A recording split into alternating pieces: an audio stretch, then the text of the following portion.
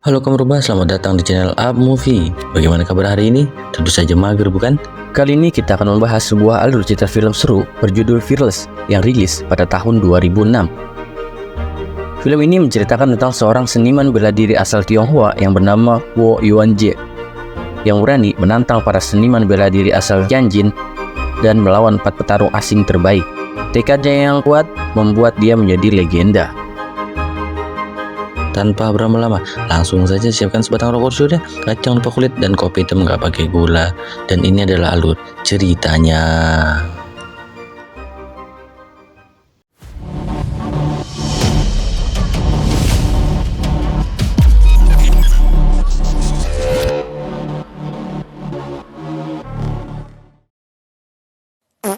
Film diawali oleh Wo Jia, seorang anak dari master kungfu terkuat yang secara diam-diam sedang mengamati ayahnya berlatih teknik kungfu mematikan.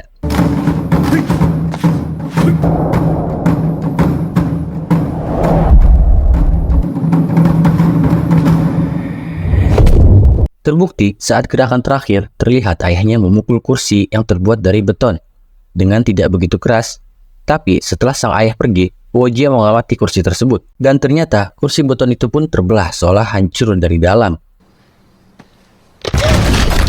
Keesokan harinya, sang ayah mengajar murid-muridnya seperti biasa. Dengan santainya, Wo Jia datang mengantar teh untuk sang ayah. Di situ sang ayah memarahinya sambil melarang Wo Jia datang melihat latihan kungfu. Hal itu dikarenakan Wo Jia sejak kecil menderita penyakit asma. Semenjak Wo Jia dilarang oleh ayahnya untuk belajar kungfu, Wo Jia pun secara diam-diam berlatih kungfu sambil ditemani oleh Jisun yang tak lain adalah sahabat setianya yang pintar dalam hal akademis.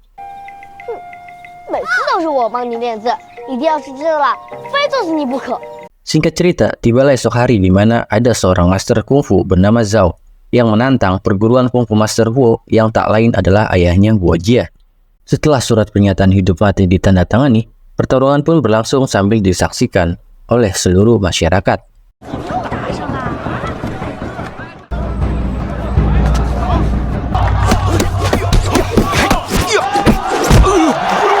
Berkali-kali Master Zhao terkena serangan, namun saat Master Huo ingin menggunakan teknik mematikannya, ia terhenti karena tersadar aliran kungfunya bukan untuk membunuh sesama.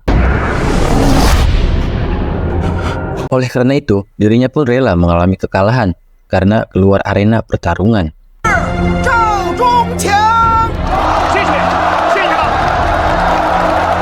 Tapi sayangnya, kekalahan itu tak dapat diterima oleh Wo Jia yang ditemukan menangis. Saat itu pula, tiba-tiba anak Master Zhao datang sambil mengejek dan meremehkan Wo Jia hingga Wo Jia terpancing emosi untuk bertarung. Tapi sayangnya, Wo Jia yang masih lemah dengan mudah dikalahkan sehingga babak belur.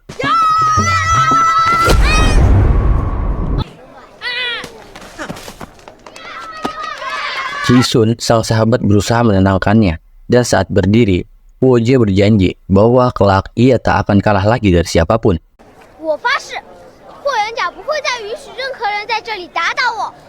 Sampainya di rumah, Wo Jia pun terkena hukuman oleh ayahnya karena ketahuan berkelahi. Namun sungguh untung, ada sang ibu yang menyelamatkannya sehingga Wo Jia selamat dari hukumannya. Beberapa waktu kemudian, rupanya Wo Jia diam-diam telah mencuri kitab kungfu perguruan Wo, lalu meminta Jisun untuk menyalinnya dengan segera. Salinan pun telah lengkap, dan Wo Jia langsung berlatih seorang diri di tempat biasa bermain dengan Jisun.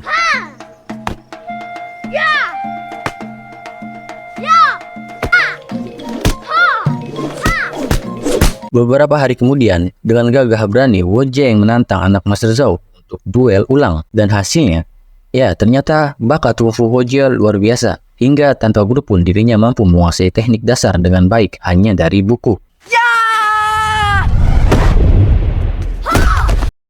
Lalu singkat cerita, kini Wo Jia telah tumbuh dewasa dan menjadi pemimpin perguruan keluarga Wo. Saat ini Wo Jia tinggal bersama ibu dan anaknya. Sang ayah telah meninggal, begitupun dengan istrinya. Sebab itu, Wo Jia sangat membanjakan anak perempuan yang sangat ia sayangi. Dan sang ibu pun mengkhawatirkan penyakit Wo Jia. Tapi Wo Jia pun berterus terang bahwa setelah ia berlatih kungfu, penyakit asmanya pun berangsur-angsur telah hilang. 我自从习武强身之后啊，这气喘病早就不犯了。 Lalu sang ibu pun memberi wejangan bahwa dia memang tak pernah terkalahkan. Namun, Wojia harus berhati-hati karena musuh terkuat saat ini adalah dirinya sendiri. 就是你自己，你真正要战胜的。 Saat sedang berbicara, tiba-tiba Wojia dapat tantangan dari seseorang di tengah kota. 少爷， Tapi sebelum berangkat, sang anak berkata akan memberi hadiah kantong koin buatannya sendiri dengan syarat Wojia harus menang pada pertandingan tersebut. ，baby，那台我才送给爹。 真的？ Keesokan harinya, berangkatlah Wojia dan muridnya diiringi tentangan masyarakat.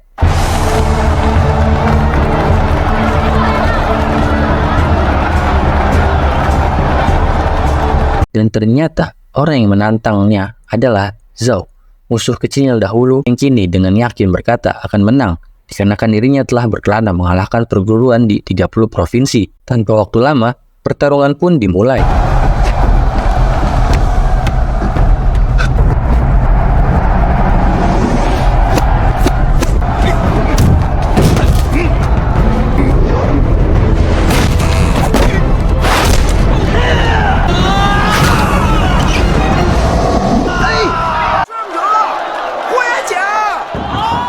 Dan sama seperti dulu, pertandingan pun dimenangkan oleh Wojia. Malam harinya, Wojia mengadakan pesta di restoran sahabat kecilnya, alias Jisun.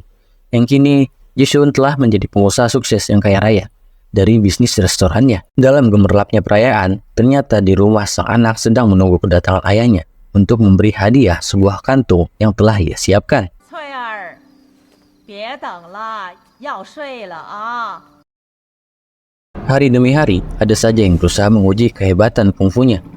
Hingga pada suatu ketika, Wojia mulai sedikit besar kepala, hingga menyuruh semua master yang mendaftar untuk maju sekaligus.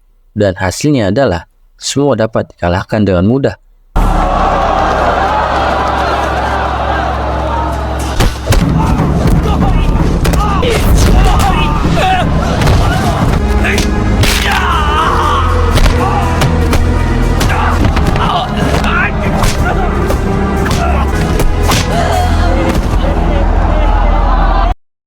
Sementara itu di rumah, ibu dan anaknya selalu menunggu Wojia yang sering telat makan malam karena sering berkumpul di restoran sahabatnya sambil menerima banyak pujian dan murid-muridnya pun semakin bertambah banyak. Saat sedang asik mengobrol, tiba-tiba saja ada seorang misterius yang berbisik pada Wojia bahwa dirinya adalah anak angkat Master Qin yang belum pernah bertarung dengan Wojia. Bisikan itu pun membuat Wojia kepikiran sehingga ia pun curhat pada Jisun. Dan Jisun hanya bisa menasihati kalau ini semua sudah cukup dan Wojia mestinya lebih sering memperhatikan anak semata wayangnya. 找人把钱送回去。冤家，我不是来找你要钱的。 Tapi ternyata ambisi Wojia tak terbendung lagi hingga malam pun tiba. Terlihat salah satu muridnya babak belur dan mengaku telah dihajar oleh Master Qin. 谁干的？ 秦野， Wojia pun naik pitam dan tanpa waktu lama mencari hingga menemukan keberadaan Master Qin yang malam itu sedang mengadakan pesta hari ulang tahunnya di restoran Jisun. Tanpa basa-basi, Wojia langsung menantang Master Qin. Jisun pun telah meminta untuk menghentikannya. Tapi dengan sombongnya, Wojia berkata kalau ia akan mengganti semua kerusakan setelah pertarungan. Yang tanpa waktu lama, pertarungan pun terjadi.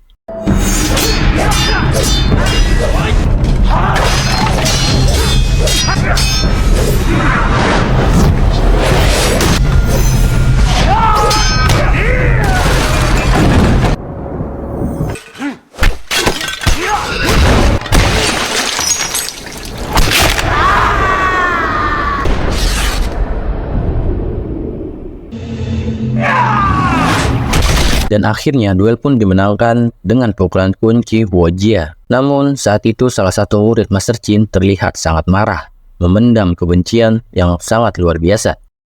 Wojia dan muridnya pun merayakan kemenangan tersebut dengan bermabuk-mabukan. Hingga keesokan harinya, Wojia sedang berjalan lemas keluar dari restoran, lalu mendapat kabar bahwa Master Qin telah meninggal akibat tinjunya yang tak terkontrol. 你现在如愿以偿，成了金门第一了。Tapi kabar terburuknya belum selesai. Saat sampai rumah, ia melihat ibunya sudah bersimbah darah. Di situ, Huojie pun langsung teringat oleh anaknya, yang ternyata keadaannya pun tak jauh berbeda. Sang anak pun meninggal di tempat sambil terus memegangi kantong koin yang sudah dibuatnya untuk diberikan kepada ayahnya. Disitulah emosi Huojie memuncak, bercampur dengan kesedihan yang mendalam. Lalu ia mendatangi markas perguruan Master Qin. Lalu ada salah satu murid yang mengakui bahwa dirinya lah yang membunuh keluarganya. Tanpa bicara sedikit pun, Huojie langsung membunuhnya. Tapi untung ia tak sampai tega hati untuk menghabisi anak dan istri Master Qin.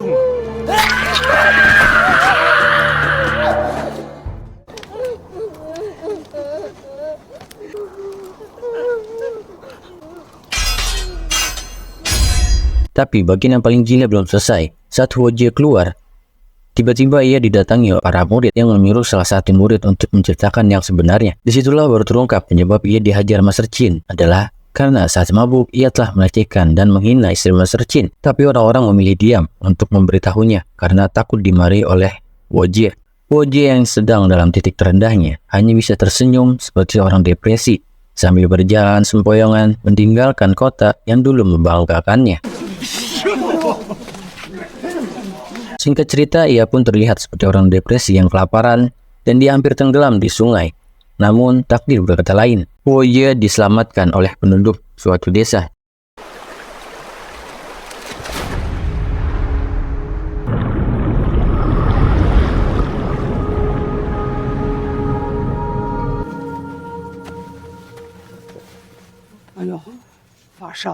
Ia dirawat oleh seorang nenek dan cucunya yang buta. Dengan sabar, mereka merawat Huojie yang terlihat seperti hilang akal. Hingga beberapa hari kemudian, Huojie mulai membuka diri dengan kesehatannya yang semakin membaik.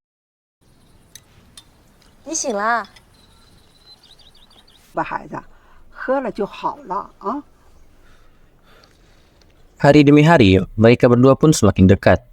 Saat itu si gadis buta yang baik hati membantu membersihkan rambut Huojie. Hingga kini ia tampak terlihat segar dan mencoba beraktivitas seperti biasa dan membantu pekerjaan di ladang yang damai dan tenang.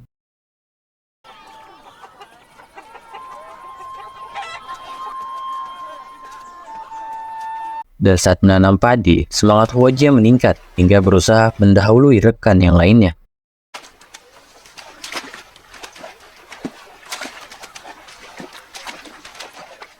Pada suatu pagi, orang-orang desa panik setelah mendapat info salah satu anak desa bernama Gui ditangkap suku tetangga akibat kesalahannya sendiri mencuri kerbau. Seluruh warga pun ke sana untuk meminta maaf dan menyelamatkan Gui dari hukuman penyiksaan. Sang nenek sebagai kepala desa pun secara langsung meminta maaf. Namun kepala suku tidak juga memaafkan, malah melanjutkan menghajar Gui.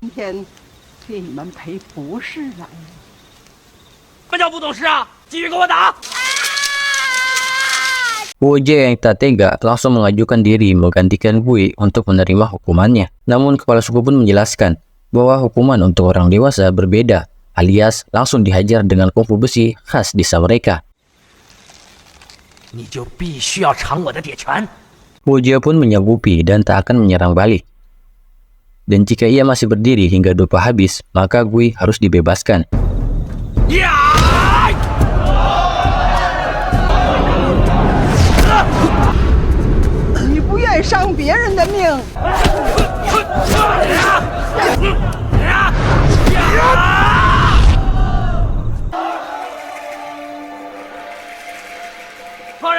Huojie pun berhasil bertahan dan Gui pun dibebaskan. Saat itu, Huojie makin dicintai penduduk desa, hingga anak-anak desa pun semakin menyayanginya.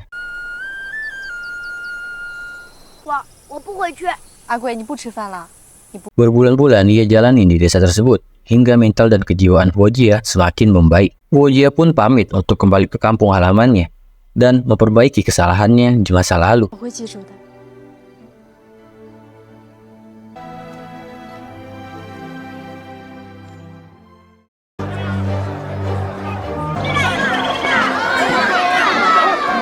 Sesampainya di kota Tianjin, ternyata kota Tianjin sudah banyak berubah. Kali ini berbagai negara di dunia mulai menginvasi Cina, dan salah satu kota tempat Huojie berasal, yaitu Tianjin, kini secara politik dan ekonomi telah dikuasai oleh negara asing.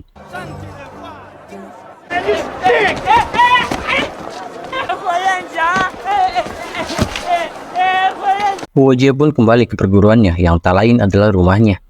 Di sana masih ada seorang asisten rumah tangga yang paling setia sejak ayah Huo Jie masih ada.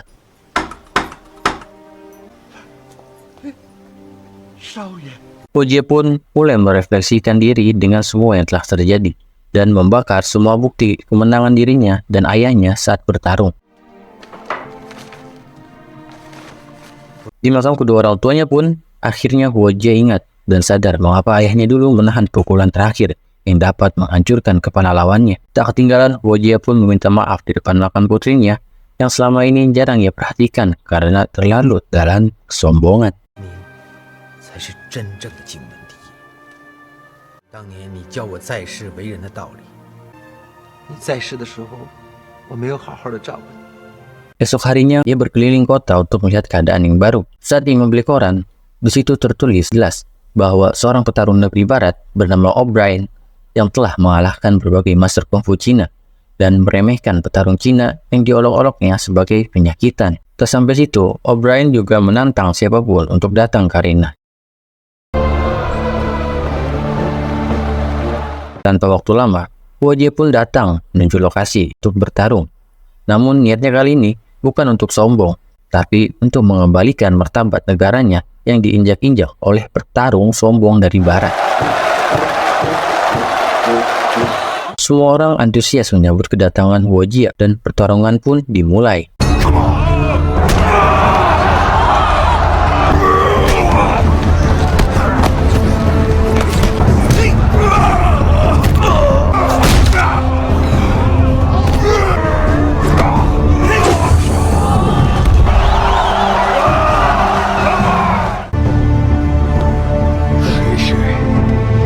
Huo Jie pun berhasil menumbangkan petarung barat dan kemenangan kala itu menjadi berita heboh yang mendunia hingga mengembalikan harga diri petarung Cina.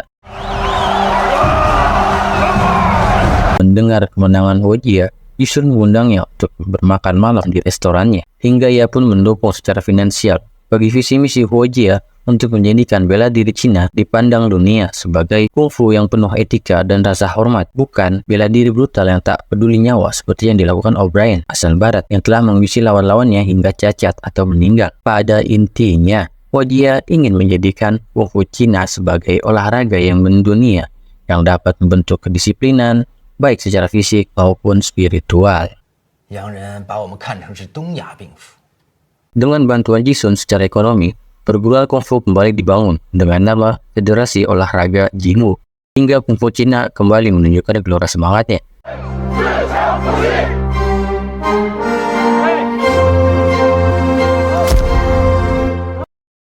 Scene beralih di tempat yang berbeda. Pria barak sedang berdiskusi tak menerima kekalahan petarungnya karena rugi besar saat taruhan. Mereka pun membuat rencana besar untuk mengalahkan Huo Jie dengan mengundang petarung terbaik dari berbagai aliran di dunia. What makes you so sure he's going to accept that? Pride, honor, the prestige of his school, it's of no importance. Singkat cerita, esok harinya Jisun mengabarkan bahwa Jepang telah mengumumkan pada publik untuk menantang Huo Jie dalam pertarungan 1 melawan 4 petarung terbaik dari berbagai aliran bela diri di dunia. Huo Jie pun tak ragu-ragu menyanggupinya. 这次比武之后，这会长由你来做。 Hingga hari-hari yang ditunggu pun datang. Semua orang antusias memenuhi gedung olahraga besar dan menyaksikan pertarungan yang luar biasa.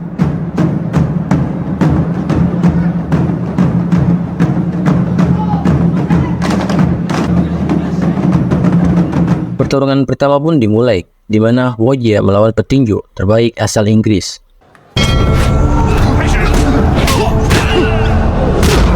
Kedua, melawan komandan pasukan berkuda asal Belgia yang ahli tombak.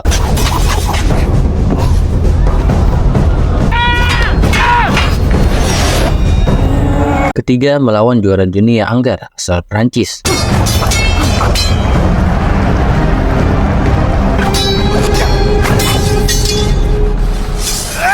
Ketiga petarung sebelumnya dikalahkan dengan mudah oleh Huo Jie. Namun lawan terakhirnya adalah master samurai plus karate Jepang yang nampak bukan kaleng-kaleng, yang bernama Tanaka.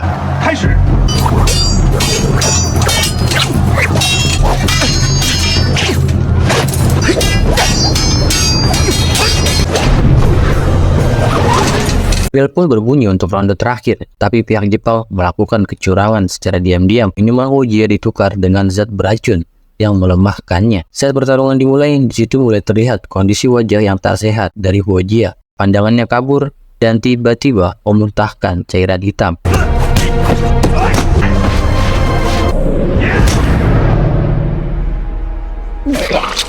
Tanaka sebagai petarung Jepang yang sportif langsung menghentikan pertandingan karena dirinya tak tahu ada oknum Jepang yang telah meracuni Hojia. Sementara itu, Hojia sadar dan berkata pada rekan-rekannya bahwa ia telah diracuni. Jisun ingin membawa ke rumah sakit, namun Hojia berkata, semua sudah terlambat. Salah satu murid ingin balas dendam, namun Hojia menasihatinya bahwa dendam hanya membawa kebencian tanpa akhir.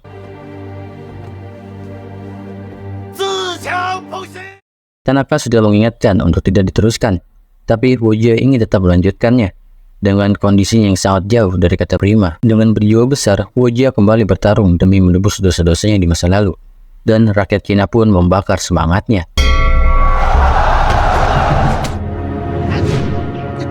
Saat saling balas serangan, Tanaka tepat mengenai tenggorokan Hojia. Namun Hojia pun melayangkan tinju mautnya seperti yang ia lakukan dahulu pada guru Chin. Tapi Hojia yang sekarang telah memahami apa arti kungfu.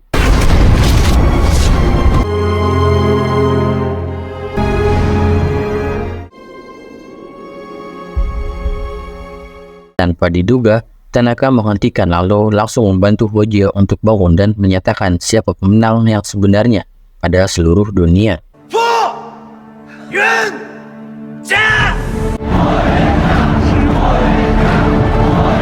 Oknum Jepang tersebut pun murka dan marah pada Tanaka, namun Tanaka berkata kalau sebenarnya ia yang kalah jika Hojia tetap melanjutkan tinjunya. Terlebih Tanaka juga menyadari kalau Hojia seperti diracuni yang pastinya ulah rekannya tersebut. Demikian Hojia telah menjadi legenda dalam memajukan kungfu dan semangat kebaikan yang dibawanya. Ya, ini adalah kisah nyata dari Hojia alias nama lengkapnya bernama Huo Yuanjia. Meninggal di usia 42 tahun karena diracuni, dan film pun selesai. Bagaimana film ini menurut kalian? Oke, cukup sekian dari saya. Mohon maaf bila banyak kesalahan. Sampai bertemu di konten berikutnya.